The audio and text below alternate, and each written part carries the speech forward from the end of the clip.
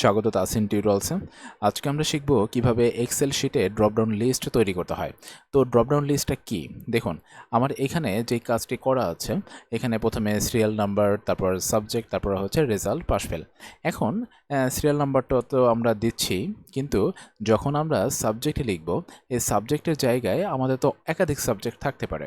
এখন আমরা সেই ক্ষেত্রে কি করতে পারি? যেরকম দেখুন, ডাবল সাবজেক্টও আসতে পারে।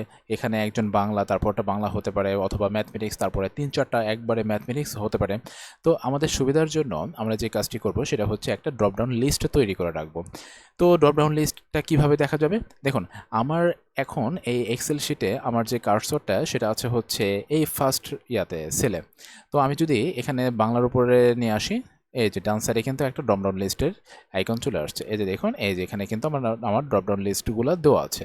পরবর্তী আমি যদি সায়েন্সে নিই, এখানে কিন্তু এটাতে আছে। তারপর নিচে যেখানে খালি সেখানে এটা পাওয়া যাচ্ছে না। তো এখন এই কাজটি কিভাবে করে? চলুন তাহলে আমরা শিখি ডান পাশে। তো সিরিয়াল নাম্বার এইখানে আমি 1, 2, 3, 4 অ্যান্ড 5 লিখলাম। এখন সাবজেক্টের এইখানে আমাদের ড্রপডাউন লিস্টটা তৈরি করতে হবে। তো ড্রপডাউন লিস্টের জন্য আমরা যেখানে লিখব সেখানে আমাদের কার্সরটা নিয়ে যা রাখবো। এরপর আমরা চলে যাব হচ্ছে ডাটা। এখন ডাটাতে যাওয়ার পর তারপরে চলে যাব হচ্ছে ডাটা টুলসের ভিতরে আছে এই যে ডাটা ভ্যালিডেশন। এখানে ক্লিক করলে এরকম একটা টপ আপ উইন্ডো চলে আসবে। এখন এই উইন্ডোর এখানে আমরা কিন্তু প্রথমে দেখতে পাচ্ছি সেটিংস আছে, তারপর ইনপুট মেসেজ আছে, তারপরে এরর অ্যালার্ট আছে। আমরা সেটিংসের এখানে এসে এই যে এই যে ভ্যালিডেশন ক্রাইটেরিয়া, এখন এখান থেকে আমরা চলে যাব লিস্টে। লিস্টে আসার পর এখানে আমাকে যাবে সোর্স। ওকে, আচ্ছা, আমি একটু বলছি, এখানে সোর্স যাবে। এখন দেখুন, এখানে যদি আমি লিখি বাংলা, এভাবে লিখবো হ্যাঁ, একদম স্পেলিংটা, তারপর হচ্ছে কমা, কি কি লিখবো? তাহলে প্রথমে হচ্ছে বাংলা, তারপর হচ্ছে ইংলিশ, তারপর হচ্ছে ম্যাথমেটিক্স, তারপর হচ্ছে হিস্টোরি, তারপর হচ্ছে সায়েন্স। ওকে, আচ্ছা, এটা লেখার পর আমরা ওকে দেব। এই যে দেখুন, ড্রপডাউন লিস্ট কিন্তু এখানে চলে আসছে। ওকে, এই যে ড্রপডাউন লিস্টে চলে আসছে। কিন্তু দেখুন, আমার যেই সেলে আমি অবস্থান করছিলাম ড্রপডাউন লিস্টটা কিন্তু সেই সেলে তৈরি হয়েছে, কিন্তু নিচেটাতে কিন্তু তৈরি হয়নি। এখন আমাদের কি কাজ? আমরা যদি এটাকে এই যে এইভাবে দিই, আমরা যদি ড্র্যাগ করি, তাহলে প্রত্যেকটাতেই কিন্তু ড্রপডাউন লিস্ট আলাদা আলাদা চলে আসবে। আবার দেখা যাচ্ছে সেখানে কিন্তু সাবজেক্ট থেকে আমাদের কাজের পরিধি আরও বাড়ায় দেয়। এখন আমরা তো এই ড্রপডাউন লিস্টের পূর্বে কি করব? এই সমস্যাটার সম্মুখীন যেন হতে না হয়, সেই কারণে তখন সব জায়গায় একটা সাবজেক্ট চলে আসবে।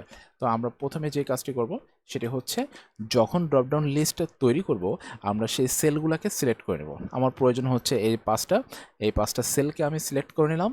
সিলেক্ট করে নেওয়ার পর পরবর্তীতে আমরা চলে গেলাম ডাটা ভ্যালিডেশনে। এখন এইখানে এসে তারপর হচ্ছে লিস্ট পূর্বের মতে, তারপর হচ্ছে আমরা নামগুলো লিখে দেব, Bangla, English, mathematics, history and science. হ্যাঁ, এই যে লিখে দিলাম। এখন দেখুন প্রত্যেকটা ড্রপডাউন লিস্টও হয়ে গেছে, কিন্তু খালি আছে। হ্যাঁ, আমাদের কিন্তু ওই ঝামেলাটা হচ্ছে না যে সেমটাই সবগুলো চলে আসলো, কিন্তু খালি আছে, তাই না? হ্যাঁ, এটা কিন্তু ওই যে খালি আছে। হ্যাঁ, তো আমাদের পার্থক্যটা কোথায়? পার্থক্যটা হচ্ছে শুধুমাত্র আমরা একটাকে না করে আমাদের প্রয়োজনীয় যতগুলা সেল রয়েছে আমরা সেই সেলের সবগুলাকে এভাবে করে দেবো। তো নাম্বার 1। নাম্বার 2 হচ্ছে রেজাল্টের। এখানে তো আমরা কি করব? আবারও আমরা যাচ্ছি, তাহলে যেখানে রাখবো যেইখানে আমাদের প্রয়োজন সেখানে সেলটা সিলেক্ট অবস্থায় রাখার পর ডাটার পরে এই যে ডাটা ভ্যালিডেশন। ডাটা ভ্যালিডেশনের এখানে আমাদের কি, পাস আর ফেল, এই দুটো দেবো। তাহলে লিস্টে যাওয়ার পর এখানে PAS, FAIL, ফেল, কমা দিয়ে কিন্তু আমাদের প্রত্যেকটা ডাটাকে আলাদা করতে হবে। এরপর ওকে। এই যে আমরা আগের মতো আবারও ভুল করলাম, তো আমরা কি করব? আমরা এটাকে ড্রাগ করে দিচ্ছি যেহেতু ছোট। এই যে, আচ্ছা, তাহলে পাস, এই যে পাস, তারপর এটাকে দিলাম ফেল, তারপর এটাকে দিলাম পাস। হ্যাঁ, এরকমভাবে ড্রপডাউন লিস্ট তৈরি করা যায়। এটা হচ্ছে একটা পদ্ধতি। আরেকটা পদ্ধতি হচ্ছে যে আমরা ড্রপডাউন লিস্ট যখন তৈরি করব, যদি আমাদের লিস্ট আরও বড় হয় সেই ক্ষেত্রে দেখা যাচ্ছে ওইখানে লিখতে মানে এই যে ডাটা ভ্যালিডেশন এইখানে লিখতে একটু সমস্যা হয়, তাই তার পূর্বে আমরা যে কাজটি করতে পারি আমরা হচ্ছে অপর কোনো একটা জায়গায় সেটাকে লিখে রাখতে পারি। যেরকম আমি কিন্তু এখানে আমার শিট 1 ওপেন করা, আমি শিট 2তে এই যে সাবজেক্টগুলো লিখে রেখেছি, তাই না? এখন দেখুন তাহলে এই শিট 1 থেকে কিভাবে শিট 2 থেকে কিভাবে শিট 1-এ আমি ড্রপডাউন লিস্টটা তৈরি করি। তো আমার এই যে এখানে প্রয়োজন তাহলে 1টা 2টা 3টা 4টা 5টায় প্রয়োজন। আমি ডাটা ভ্যালিডেশনে চলে গেলাম, এরপর সেটিংস, তারপর হচ্ছে লিস্টের পর এখানে আছে সোর্স, তাই না? এই যে এখানে ক্লিক করব, ক্লিক করার পর আমি এখানে এরকম থাকা অবস্থায় আমি শিট 2তে চলে গেলাম। শিট 2তে যাওয়ার পর যে ডাটাগুলো লাগবে সেগুলো জাস্ট আমি সিলেক্ট করে দিচ্ছি, ওকে। আচ্ছা, সিলেক্ট করে দেওয়ার পর এখন এখানে নিচে আসলাম, এরপর ওকে, এই যে ওকে, দেখুন অটোমেটিক কিন্তু ও শিট 1-এ চলে গেছে।